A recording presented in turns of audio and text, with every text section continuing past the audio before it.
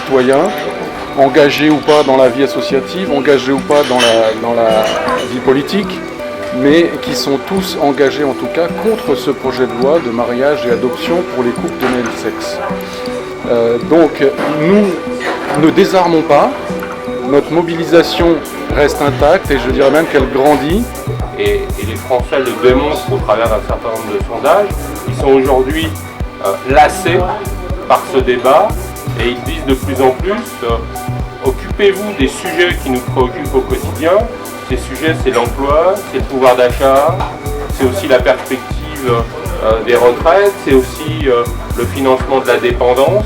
Et le fait qu'il n'y ait pas de débat, à l'image de ceux qui ont pu être menés ici ou là, comme Philippe Houillon l'a fait à Pontoise, où on a pu rentrer dans le détail du sujet, les raisons profondes qui font qu'on est pour être pour ou on peut être contre, et les jeunes n'ont pas ce débat.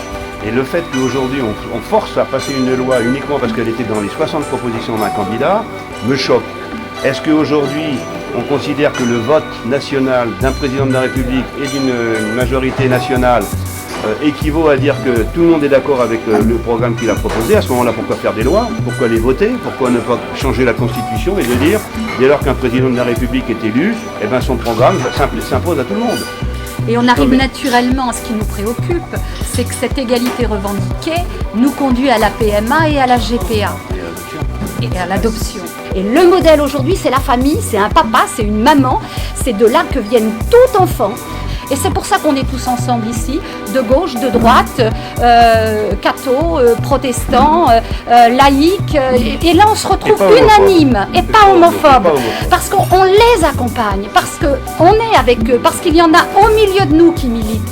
Et ça, on essaye de caricaturer un peu les personnes homosexuelles qui ont choisi d'ailleurs de se décliner comme telles publiquement. C'est quand même assez terrible d'être obligé de s'afficher comme hétéro ou homo pour pouvoir être entendu. Le débat, c'est pas la sexualité, c'est pas notre sexualité.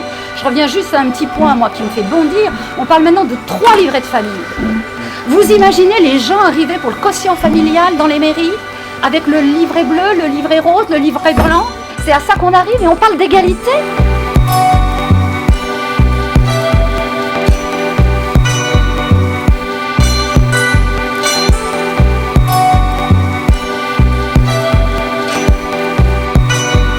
Et si il faut donner la main à ces familles, quelle que soit leur forme d'ailleurs, et s'il faut donner la main à ces enfants, nous avons bien conscience que ce n'est pas le modèle idéal, que ce n'est pas ce que l'on doit mettre en évidence pour qu'un enfant, quand il grandit, puisse apprendre à se construire